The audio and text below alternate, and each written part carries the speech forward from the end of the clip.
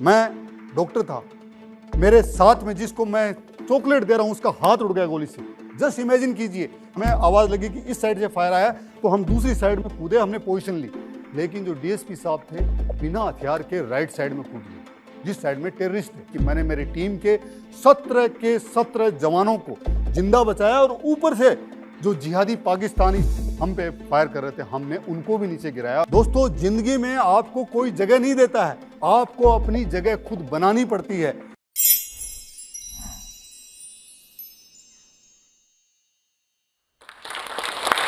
जय हिंद दोस्तों, मेरा परिचय, मैं हिंदुस्तान का एक बहुत ही प्राउड सिटीजन जिसको लोग मेजर सुरेंद्र पुनिया के नाम से जानते हैं और मेरे दोस्त मुझे सनी पुनिया कह के पुकारते हैं। दोस्तों, मेरी कहानी राजस्थान के किसान परिवार से शुरू होती है। बचपन में मैंने देखा कि कैसा किसानों का जीवन है, कितने संघर्ष हैं और हर दिन वो दिन रात खेत में जाके मेहनत करते हैं। उससे मुझे ये एहसास हुआ कि अगर मुझे ज़िंदगी में कहीं आगे जाना है तो उसकी पहली कड़ी वो है हार्ड वर्क और unwavering commitment to the cause. क्योंकि किसान ये नहीं देखता कि बारिश कब होने वाली है और होगी या नहीं होगी, अकाल पड़ेगा या फसल होगी, फिर भी वो हर रोज़ अपने खेत में जाता है और मेहनत करता रहता है।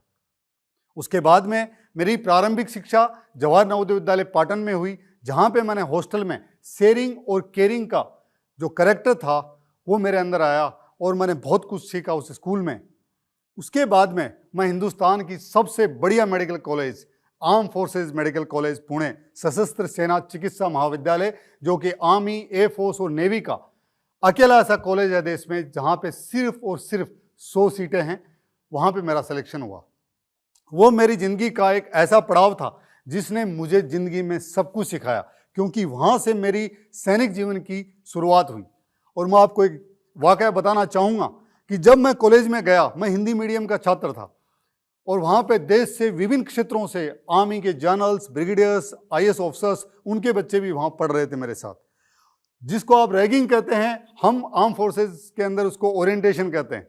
और जब हमारा रोज़ाना रगड़ा लग रहा था, सुबह शाम, और नए नए बच्चे 18-19 साल के जब हम कॉलेज में पहुँचे तो एक दिन शाम को कर्नल साहब जो कि हॉस्टल वार्डन थे वो कैडेट से मिलने के लिए आए और उन्होंने बहुत प्यार से पूछा, कोई तकलीफ, सब ठीक तो है ना, किसी की कोई तकलीफ हो तो बताइए। और उन्होंने इतने प्यार से पूछा कि जो बहुत सारे जो कैडेट्स थे वो रोने लगे, अपनी अपनी शिकायतें बताने लगे कि सर खाना नहीं मिल रहा टाइम पे, बहुत कम टाइम मिलता खाने का, सीनियर्स तंग करते हैं, सीनियर्स बहुत भगाते हैं, सीनियर्स बहुत एक्सरसाइज करवाते हैं, सीनियर्स सोने नहीं देते, सीनियर्स ये नहीं करने देते। उन्होंने सबकी बातें सुनी और उसके बाद में उन्होंने सारे सीनियर्स को बुलाया और बुला के कहा कि इनकी इतनी शिकायतें हैं, इनकी शिकायतें दूर कीजिए। हमें लगा कि हमारी शिकायतें दूर होने वाली हैं और उसके बाद में उस रात को 8 बजे से लेके सुबह जब तक पीटी हो रही थी तब तक हर बैच सीनियर्स का आ रहा था और हमारा रगड़ा लगे जा रहा था। दौड़ना, भागना, फ्रंट रोल, क्रोलिंग। उसके बाद में मुझे एहसास हुआ कि शिकायतों का जिंदगी में कोई वैल्यू नहीं है। हर आदमी के पास शिकायतें हैं, आप अपनी शिकायतें अपने पास रखिए। If you are in the system then you have to adopt to that system. अगर आप सेना में आए हो, किसी ने आपको न्योता दे के नहीं बुलाया है, अगर आए हो तो सेना की परंपराएं, सेना के तौर तरीके, सेना का डिसिप्लिन, सेना के जो एथिक्स हैं उनको आपको फॉलो करना पड़ेगा। Face the music man, face the music. उसके बाद में मैंने मेरी लाइफ में एक नियम बनाया कि कभी कोई शिकायत नहीं करनी है। जो भी होगा, चाहे मुश्किल होगा, चाहे टाइम लगेगा, चाहे हार्ड वर्क करना पड़ेगा, चाहे परेशानी होगी, लेकिन शिकायत नहीं करनी है। दोस्तों, कॉलेज में रहते हुए मैं जूनियर आर्मी चैंपियनशिप खेला, यूनिवर्सिटी खेला, मैंने कॉलेज के लिए मेडल जीते। और एक बार मेरे एक सीनियर ने कहा कि तुम नेशनल खेल के आ गए हो, तुम आर्मी चैंपियनशिप खेल के आ गए हो, तुमसे कॉलेज के रिकॉर्ड नहीं टूटे। क्योंकि मेरी कॉलेज के आर्मी के जो रिकॉर्ड थे वो 1968 के थे और जिन्होंने बनाया था वो सारे के सारे नेशनल चैंपियन थे। मैंने गांठ बांध ली कि इस कॉलेज से मैं तभी निकलूंगा जब मैं ये रिकॉर्ड तोड़ दूंगा। मैंने 3 साल लगातार मेहनत की। आर्मी ने मेरे लिए कोचेज प्रोवाइड किए, बेस्ट से बेस्ट कोचेज आर्मी ने, मेरे सीनियर्स ने, और उसके बाद में मैंने 99 में 10,000 मीटर क्रॉस कंट्री 5,000 मीटर के जो 38 साल पुराने रिकॉर्ड थे वो तोड़ दिए। एक रिकॉर्ड बच गया। उससे मुझे ये भी एहसास हुआ कि दुनिया में सब कुछ आप नहीं कर सकते हैं। कुछ चीज़ें ऐसी भी होती हैं जो आपके बस की नहीं है, चाहे आप कितनी भी जान लगा दें, तो उसके लिए आपको हताश नहीं होना चाहिए। दोस्तों, उसके बाद में मैं आर्मी में कमीशन हुआ और मैंने मेडिकल ऑफिसर्स बेसिक कोर्स जो यंग ऑफिसर्स का कोर्स है वो किया। उसमें मैंने अल्फा ग्रेडिंग ली, कोर्स टॉप किया। टॉप करने के बाद में वहाँ पे कमांडर थे ब्रिगेडियर केबीबी सिंह, वो पैराशूट रेजिमेंट के थे। उन्होंने मुझसे पूछा कि बेटा तू क्या पैराशूट रेजिमेंट में जाना चाहेगा। दोस्तों, मैं आपको बताना चाहूँगा कि 18 लाख की भारतीय सेना के अंदर सिर्फ और सिर्फ 8,000 सोल्जर्स और ऑफिसर्स सिर्फ पैराशूट रेजिमेंट और स्पेशल फोर्सेज में होते हैं। वही लोग जिन्होंने सर्जिकल स्ट्राइक की थी और पाकिस्तान को बताया कि हमारी औकात क्या है, पाकिस्तान को उसकी औकात बताई थी, वही स्पेशल फोर्सेज। ये मेरे लिए एक सपना था। मैं कॉलेज से जब मैं मेरे सीनियर्स को देखता था जो मैरून कैप लगाते थे, जो छाती के ऊपर बलिदान का बैच लगाते थे, कि मैं कभी इस रेजिमेंट में जाऊंगा। और जब मेरे को ब्रिगेडियर साहब ने पूछा तो मैंने कहा कि सर ये तो आपने जैसे कहते हैं भगवान ने ही पूछ लिया कि कहाँ जाना है, तो मैं तैयार हूँ उसके लिए। दोस्तों, मैं गया वहाँ पे, मेरा सिलेक्शन हुआ और फिर मैं कश्मीर में 2 पैरा स्पेशल फोर्सेज के अंदर मेरी पोस्टिंग हुई। उसका मैं एक आपको वाकया बताना चाहता हूँ। दोस्तों, जिंदगी में आपको कोई जगह नहीं देता है, आपको अपनी जगह खुद बनानी पड़ती है। पहले का एक स्टैब्लिश्ड एनवायरनमेंट है, आपको जाके अपने आप को उनके अनुसार एडजस्ट होना पड़ता है। मैं पहले दिन पूछा और स्पेशल फोर्सेज में एक से एक धुरंधर लोग, हर जवान हर ऑफिसर सारे के सारे चैंपियंस हैं। मुझे लगा कि मैं आज कहाँ आ गया। पहली बार एक आतंकवाद वाले क्षेत्र में, और सुबह मॉर्निंग में वहाँ पे रन हो रहा था, और जो पीटी उस्ताद जो कि सबसे फिट बंदा होता है रेजिमेंट का, वो वहाँ पे उसने मेरा टेस्ट शुरू किया और मैंने उसको हरा दिया। जब मैं दौड़ खत्म करके खड़ा हुआ तो सीओ साहब आए, उन्होंने कहा कि तू यहाँ क्या कर रहा है, दौड़ क्यों नहीं रहा। मैंने कहा सर मेरी दौड़ खत्म हो चुकी है। हाउ कम, क्या तू उससे भी तेज है। मैंने कहा हाँ सर। तो उन्होंने मेरे से कहा कि अगर तूने उसको अभी दोबारा नहीं हराया मैं भी दौड़ूंगा। और वो बहुत अच्छे एथलीट थे सीओ साहब। तो उसके बाद में मैं तेरे को आज ही वापस भेजने वाला हूँ। दोस्तों, मैं बिल्कुल थका हुआ था, लेकिन मैंने कहा कि ये आज मेरे पास मौका है मेरे बॉस को और सबको प्रूव करने का कि I belong to this place, I belongs to special forces. मैंने जस्ट 15 मिनट का टाइम लिया। मैंने कहा सर आइए मैं दौड़ता हूँ। मैंने सीओ साहब और उस्ताद के साथ में फिर दौड़ा और मैंने फिर हराया। और मेरे सीओ साहब ने मेरे को कहा कि चलो ऑफिस में चल, और उन्होंने वहीं पे एक बड़ी ट्रॉफी है रेजिमेंट की, जो वार में जीती हुई ट्रॉफी है। 1971 में जब हमने पाकिस्तान के 2 टुकड़े किए, वो ट्रॉफी मंगवाई उन्होंने।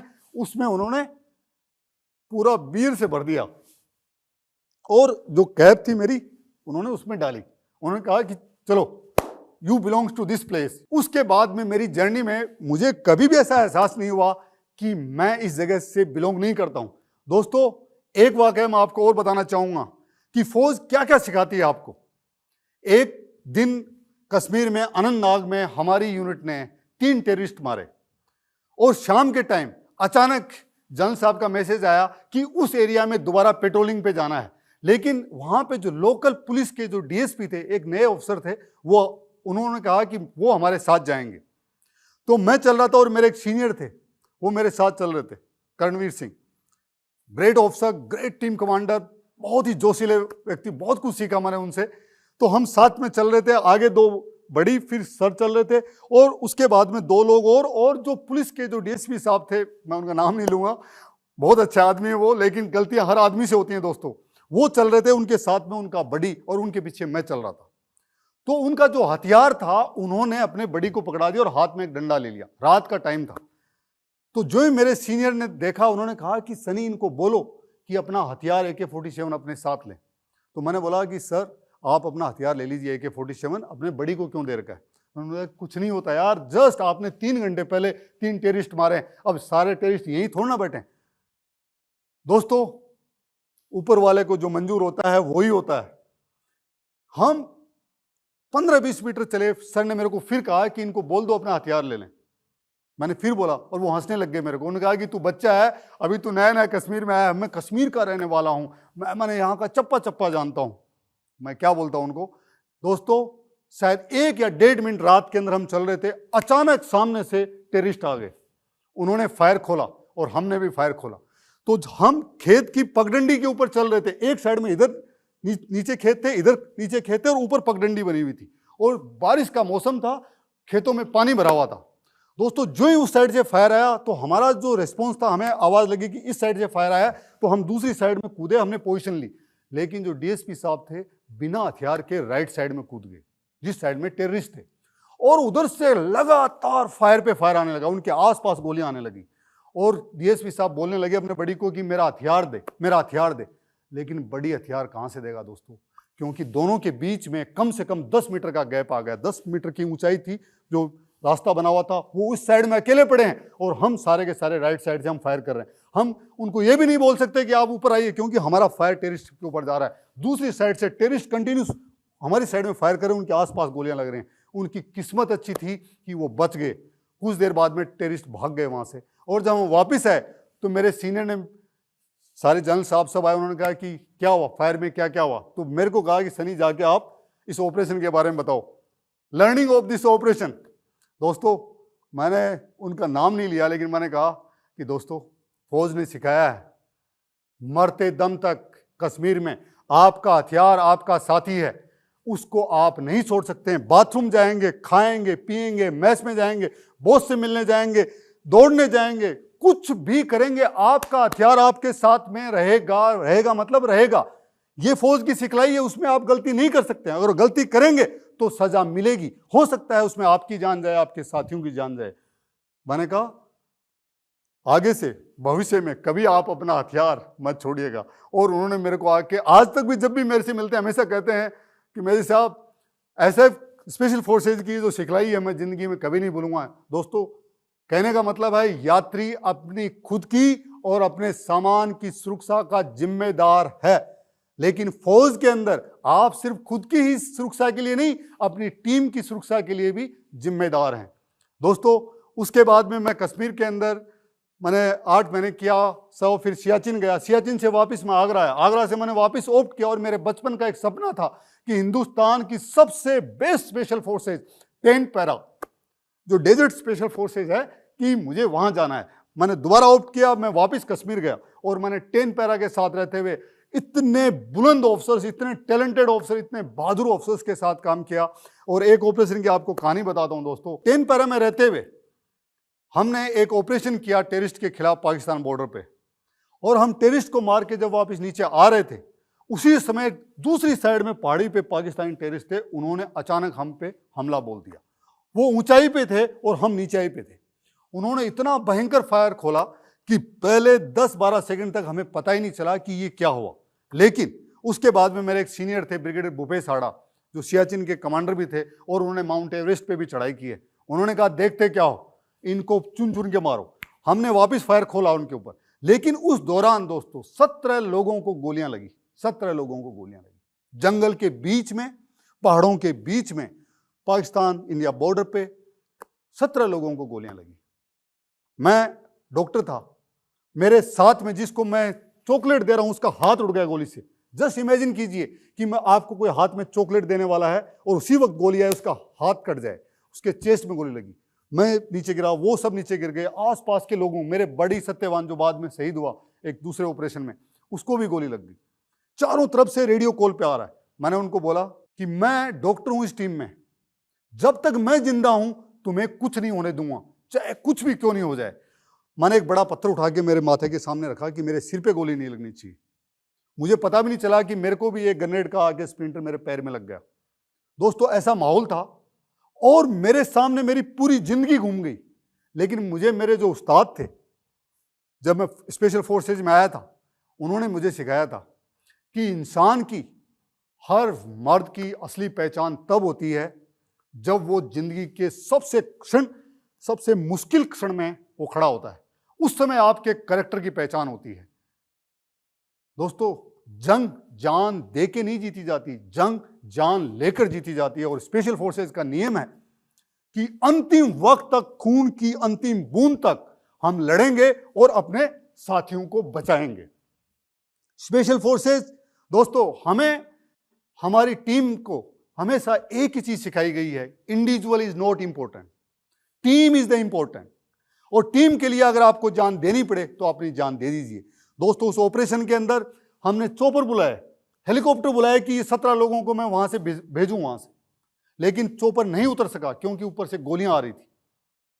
लेकिन जो मेरे साथ, मेरे जो टीम के साथी 17 लोग जिनको गोलियां लगी हुई, जिनका चेस्ट में, जिसके थाई में, जिनको 5-5, 6-6 गोलियां लगी हुई हैं। और दोस्तों, आपको पता है जब मौत सामने आती है, लोग बोलते हैं कि डर नहीं लगता, वो झूठ बोलते हैं। डर हर आदमी को लगता है, लेकिन बहादुर वो है जो डर के माहौल में डर से लड़ते हुए अपने आप को बचाए, अपनी टीम को बचाए, अपनी टीम का हौसला मजबूत रखे। दोस्तों, मुझे पता था कि अगर मैंने हिम्मत हार दी, मैं हिम्मत हार गया, तो शायद यहां पे किसी की जान जा सकती है। मैंने उनको बोला, चिंता मत कीजिए ना, मेरे पास जितनी IV फ्लूइड्स हैं, सब कुछ है, मैं सब लगा दूंगा और मैं आपको 92 बेस हॉस्पिटल पहुंचाऊंगा, हिंदुस्तान का वो हॉस्पिटल है आर्मी का जहां पे जिस व्यक्ति को गोली लगी और अगर समय पे पहुंच गया तो वो आज तक जिंदा है और हमेशा जिंदा रहता है। I salute to all those my seniors doctors जो ऐसा अच्छा काम कर रहे हैं कश्मीर के 92 बेस हॉस्पिटल में। दोस्तों, मेरा जो जूनियर जिसको चेस्ट में गोली लगी, उसको पता नहीं था कि उसको चेस्ट में गोली लगी। अचानक जब वहां से आवाज आई तो उसने बोला कि सर मेरे दिल में गोली लग गई। मैंने बोला, दोस्त, दिल लेफ्ट साइड में होता है, ये तो राइट साइड में लगी है, तू जिंदा रहेगा। और साथियों, मैंने सबको जिंदा बचाया। जब वहां से मैं वापस आया, मुझे पता नहीं था कि मेरे पैर में ग्रेनेड का एक स्प्लिंटर घुस गया, लेकिन मुझे आज तक उस ग्रेनेड का जो दर्द है कभी भी नहीं हुआ, क्योंकि मुझे खुशी इस बात की है कि मैंने मेरी टीम के 17 जवानों को जिंदा बचाया और ऊपर से जो जिहादी पाकिस्तानी हम पे फायर कर रहे थे, हमने उनको भी नीचे गिराया और उनको भी भगाया।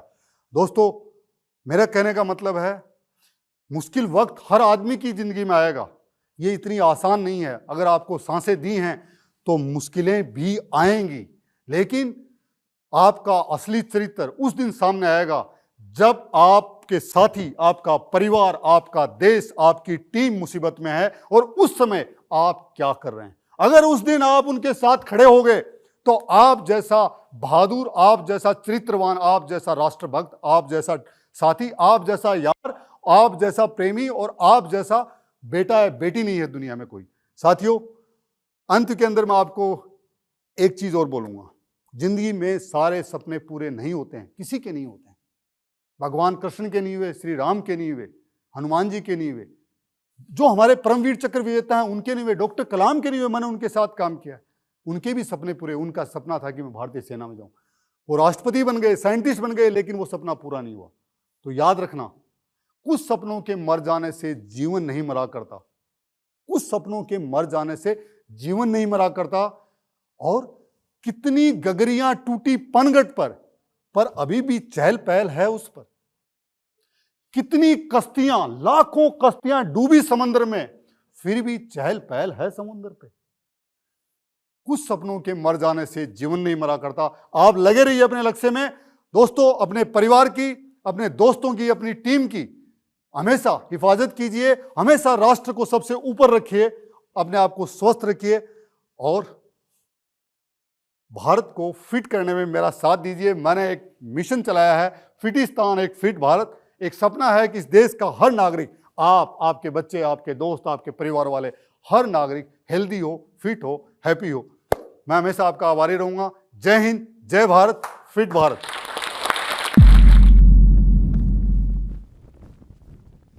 पता है, हम जब भी भारत को आगे ले जाने की बात करते हैं, जब भी ये कहते हैं कि 2030 तक भारत एक सुपर पावर बन जाएगा, क्या हम सच में ये सोचते हैं कि क्या सच में भारत उस राह पर है? किसी भी देश को महान बनाते हैं उसके लोग, और उन लोगों को महान बनाती हैं दो चीज़ें। पहली, वो जज्बा, वो जुनून, वो जोश अपने देश को आगे ले जाने का, और दूसरी, ज्ञान, स्किल्स और नॉलेज की ताकत।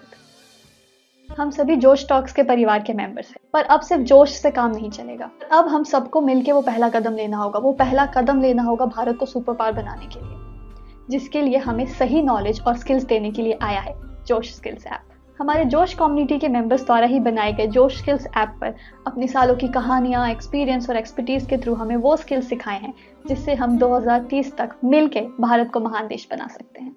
आज ही पिंड कमेंट में दिए हुए लिंक पे जाएं, जोश स्किल्स ऐप को डाउनलोड करें और ले वो पहला कदम खुद को और देश को आगे बढ़ाने के लिए। इस वीडियो के बारे में अपनी राय नीचे कमेंट सेक्शन में हमें बताएं और अपने दोस्तों के साथ ये वीडियो शेयर करना ना भूलें।